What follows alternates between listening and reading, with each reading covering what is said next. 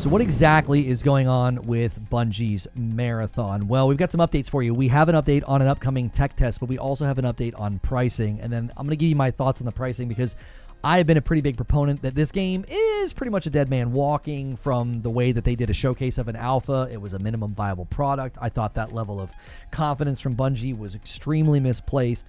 The way the company is right now, the internal morale, I don't see a lot of hope or life expectancy for this project. However, they do seem to be committed to bringing the game out, even though everything I just said is pretty much in lockstep with what most of the gaming community thinks about this game. So the first thing to update you on is that there is a playtest coming up. You can sign up on Bungie's website. It will be NDA'd. It's a closed technical test that will run from October the 22nd to the 27th.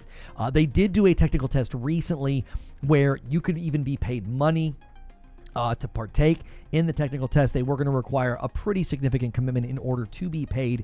It was like an hour a day or something like that, where if your schedule allows, obviously you could do that. So obviously they are continuing to want to get that feedback from players. My opinion on this, before I move on to the pricing, is that they had lots of internal tech tests starting all the way back in 2018.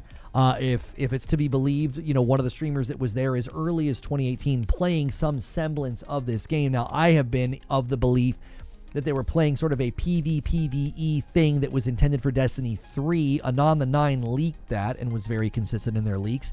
And I think they were testing that. I think whatever they were testing grew into Marathon. And I think it went through so many revisions and so many internal things, as well as just internal pushback from the company to leadership to say this needs a PvE element, and they were largely ignored.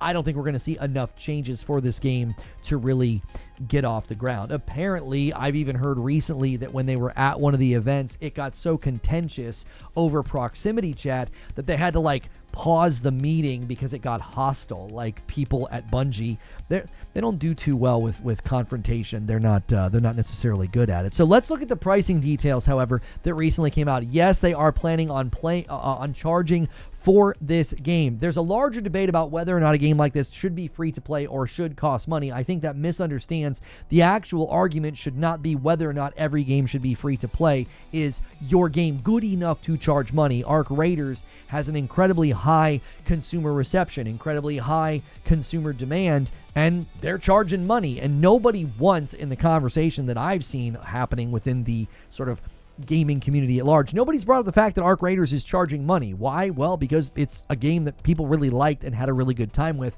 and that's not true of Marathon, which means the perception from the community and the public is going to have to radically change if you want to charge for this game. So this is Insider Gaming.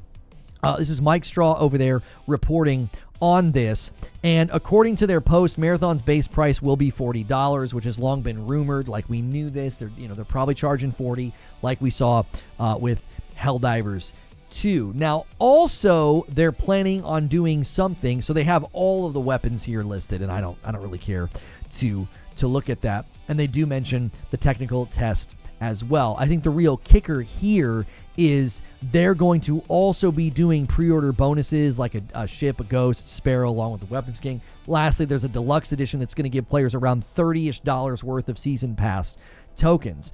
We're also hearing there's going to be a Season Pass you can see down here for the game that will be cosmetic only and cost around $10.